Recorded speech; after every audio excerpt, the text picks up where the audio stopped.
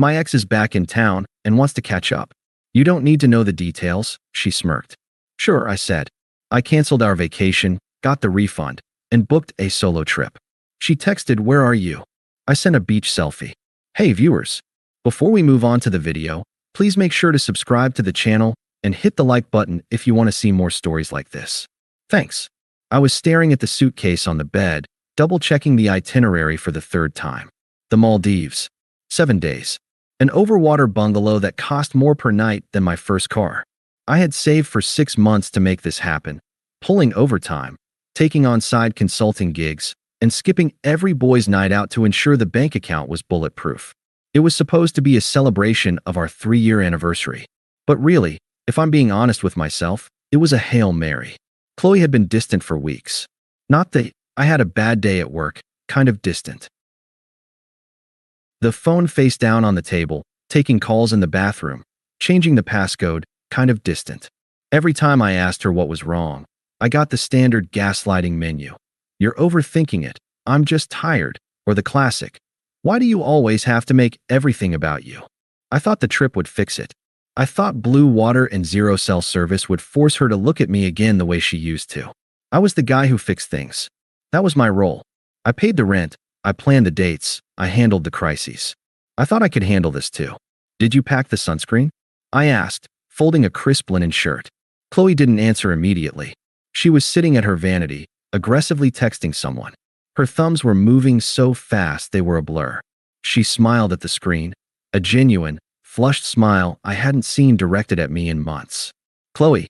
She jumped, flipping her phone over instantly. God, Mark. You startled me. What? Sunscreen, I said, keeping my voice even. Did you pack it? We leave for the airport in 36 hours. She rolled her eyes, picking up a makeup brush. Yes, Mark. I packed the sunscreen. You don't have to micromanage me. I'm capable of packing a bag. I know you are. I'm just excited. Yeah, well, contain it, she muttered, turning back to the mirror. It's just a vacation. You're acting like we're going to the moon. Just a vacation. It was a $12,000 trip entirely on my dime. She hadn't contributed a cent, which was fine. I earned significantly more than her, but the lack of enthusiasm stung. It felt like I was dragging a teenager to a family reunion, not taking my girlfriend to paradise. I walked over and put a hand on her shoulder. I wanted to connect. I wanted to feel some warmth. She stiffened. She didn't pull away, but she went rigid, like a statue waiting for a pigeon to fly off. I'm almost done packing, I said softly. Maybe we can order Thai food? Watch a movie. She checked her watch. It was 7:30 p.m. on a Tuesday. I can't, she said, standing up abruptly. I have to go out. My stomach dropped. Go out. Where? We have a flight Thursday morning. Just drinks with the girls, she said, grabbing her purse. She sprayed perfume, the expensive stuff I bought her for Christmas. She checked her reflection. She looked stunning. She looked like she was dressed for a date, not drinks with her friend Jessica, who usually wore sweatpants to the bar. Which girls? I asked. She spun around, her eyes narrowing. Why? Do you need a guest list? Do you want to track my location? God, Mark, stop being so suffocating. This is exactly why I need a break. I'm not being suffocating, Chloe. I'm just asking. I'll be back later, she cut me off. Don't wait up. She walked out of the bedroom, down the hall, and out the front door.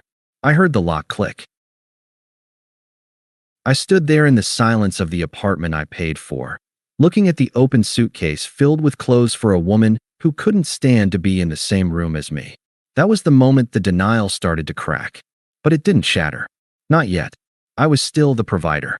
I was still the guy who thought if I just loved her harder, paid for more things, and was more patient, she would come back. I was an idiot. She came home at 2 a.m. I was awake, lying in the dark, listening to her stumble in. She smelled like expensive cologne and gin. She didn't come to bed. She slept on the couch.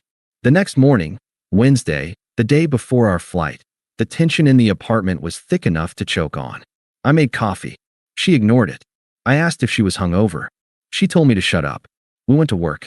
I spent the day distracted, staring at spreadsheets, but seeing red flags. I texted her around noon. Hey, just checking in. Still on for dinner tonight to finalize packing. She replied 4 hours later.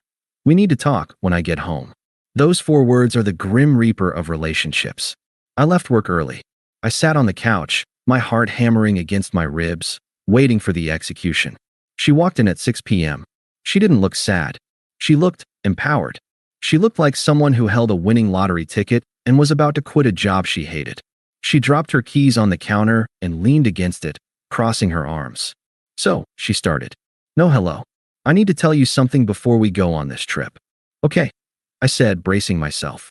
"Is it about last night?" "Sort of. Brad is back in town." The air left the room. Brad. The one that got away. The college boyfriend she had broken up with 3 years ago because he moved to London for a finance job. The guy she had compared me to early in our relationship until I asked her to stop.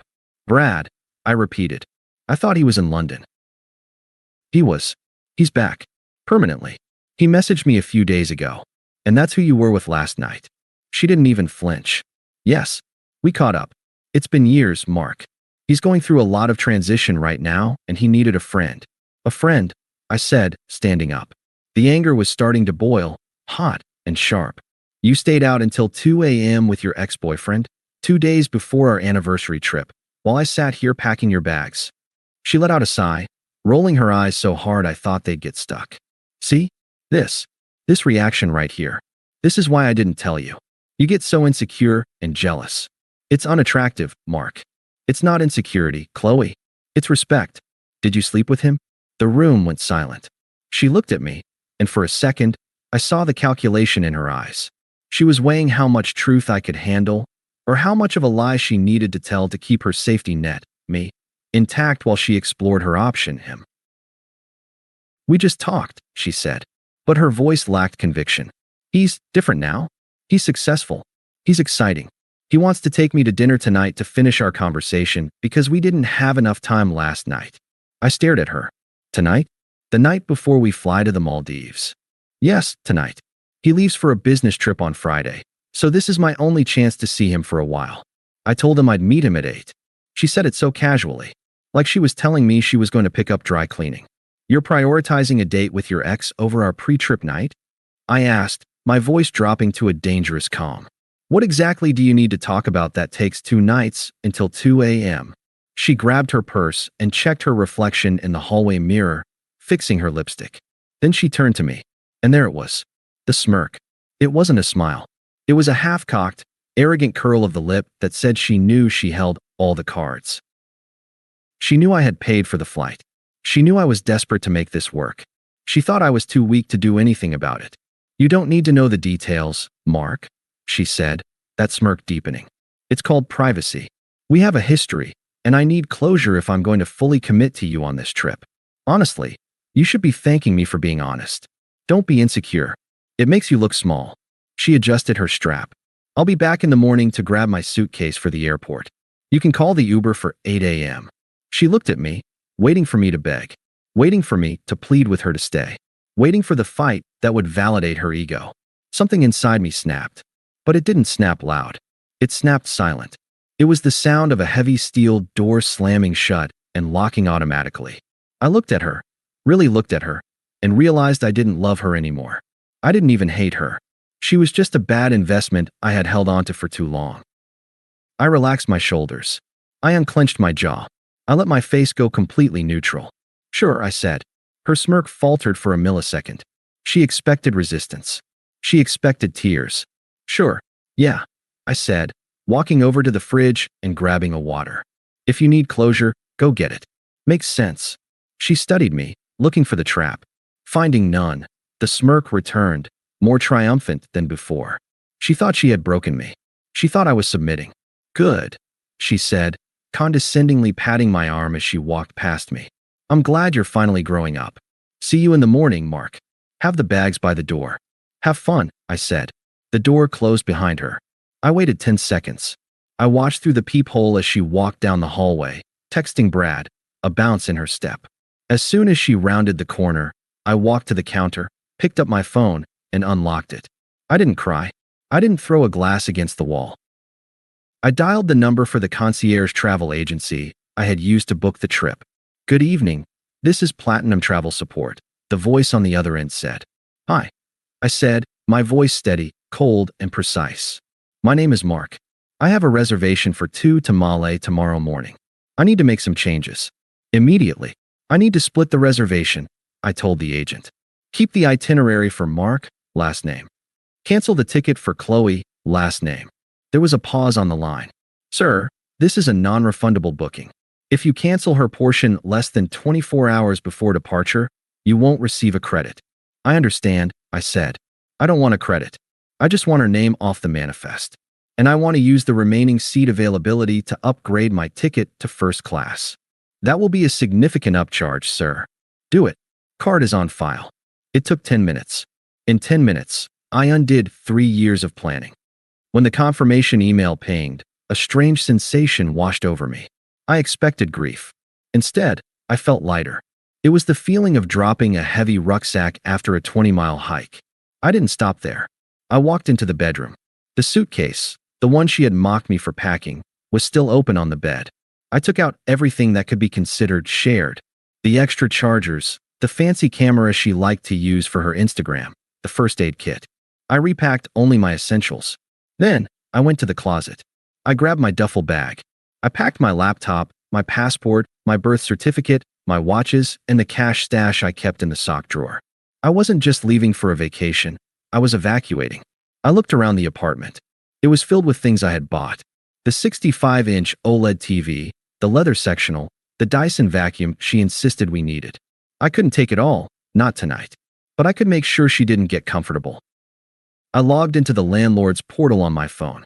I submitted a notice of intent to vacate, effective immediately, agreeing to pay the lease break fee.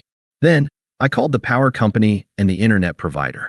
I scheduled the disconnect for the day I returned from the Maldives. She would have 7 days of lights and Wi-Fi to figure out her life. After that, she was in the dark. I looked at the clock. 9:15 p.m. She was probably on her second martini with Brad, laughing about how safe and predictable I was. She was right. I was predictable, predictably efficient. I took one last look at the apartment. I didn't write a note. I didn't leave cash on the counter. I didn't leave a rose. I took her house key, the spare one she always left in the bowl because she hated carrying it, and I dropped it into the garbage disposal. I didn't turn it on. I just let it sit there, a metal hidden in the dark. I wheeled my suitcase to the door, stepped out, and locked the deadbolt. I called an Uber Black. Destination, the airport hotel. I wasn't going to wait for the morning. I wasn't going to risk a confrontation when she stumbled in drunk at 3 a.m. I was going to sleep in a king-sized bed with soundproof windows, wake up early, and start my vacation without the baggage. As the Uber pulled away, my phone buzzed. A text from Chloe. Chloe, having such a deep talk with Brad. Time is flying. Don't wait up, I might be late. Make sure my carry-on is by the door. Love you. Love you. I looked at the words. They looked like spam code. A meaningless string of characters used to hack a system. I deleted the thread. The next morning, I was sitting in the first-class lounge at 7:30 a.m. It was quiet. I had a plate of eggs Benedict and a mimosa. The anxiety was gone, replaced by a cold, hard focus. I watched the planes taxiing on the tarmac through the floor-to-ceiling glass. My phone was face up on the table. I had set it to Do Not Disturb, but allowed notifications from Chloe to come through silently. I wanted to see the timeline of the crash. 7:45 a.m. Chloe, heading back now. My head hurts. Ugh. Did you call the Uber? I took a sip of my mimosa. I imagined her in the Uber I didn't call, hungover, smelling like stale smoke and regret, rushing to the apartment. 8:10 a.m. Chloe, Mark? I'm at the apartment. Why is the door locked? I left my key inside. She didn't have a key.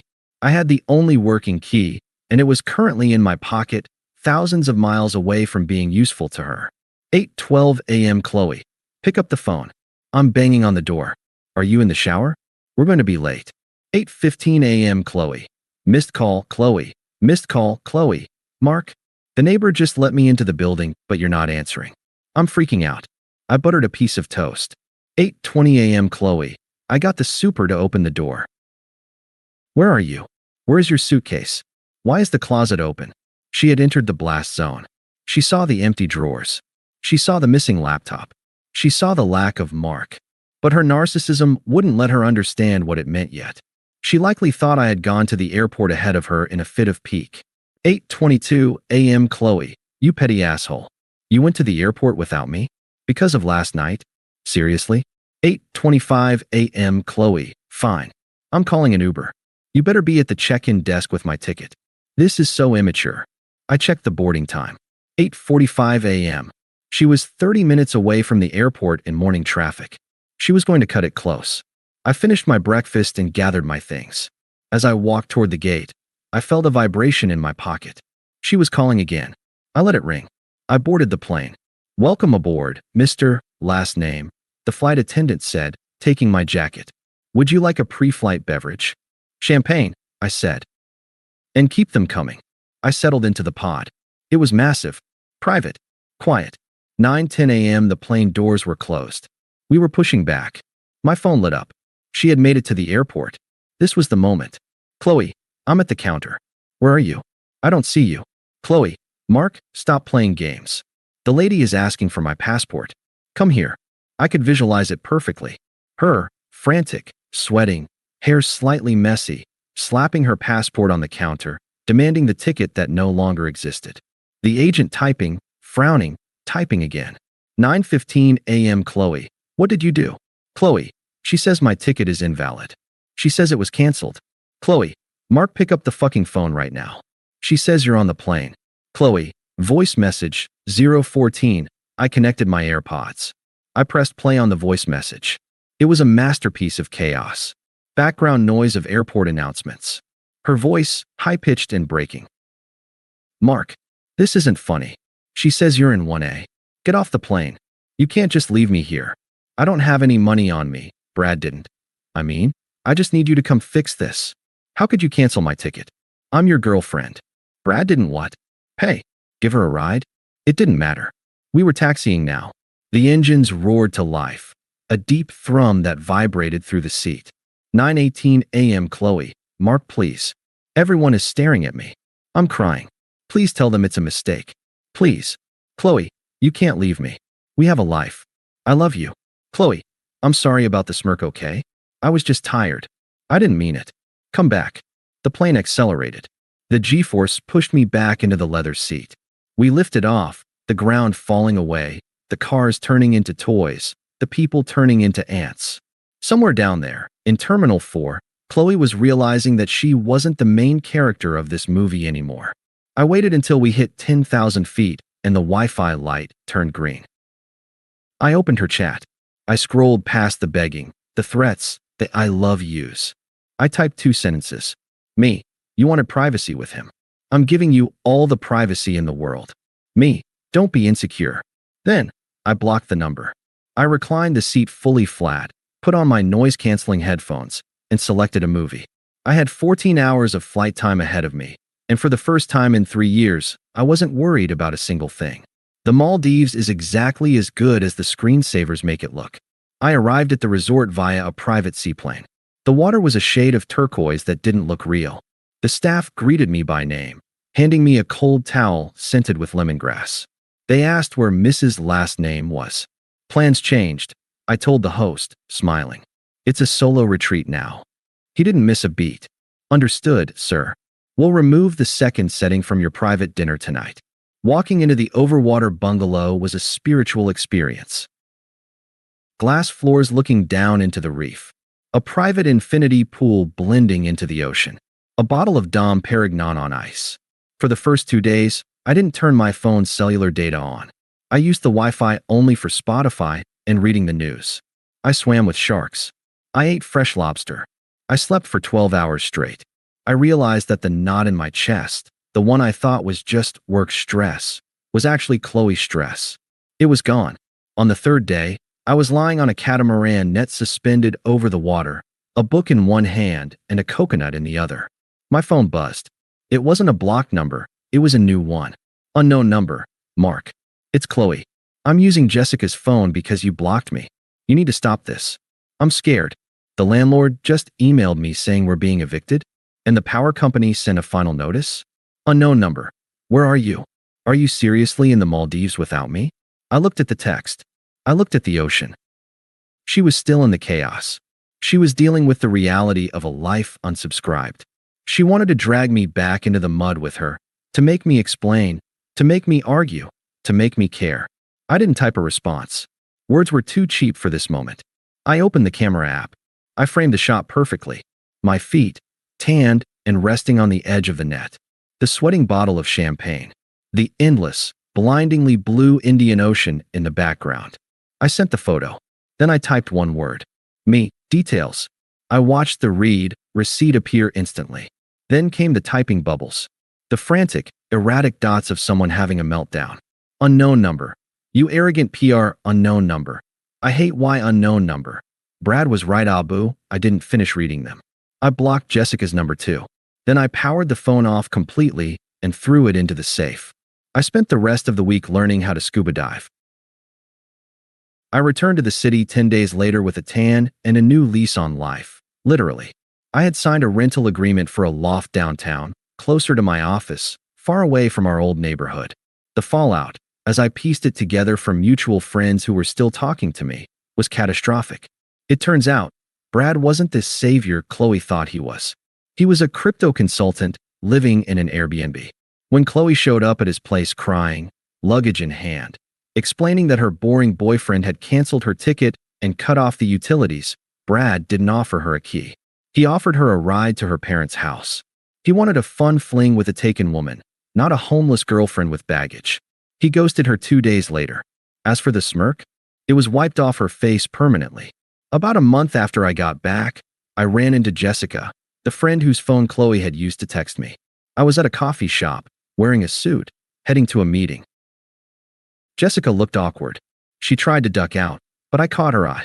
"Hey, Jessica," I said, cheerful. "Mark," she said, shifting her weight. "You look good." "I feel good. How's Chloe?" Jessica sighed, and the dam broke. "Honestly, it's a mess. She's staying on my couch. She had to sell her designer bags to pay off her credit card debt.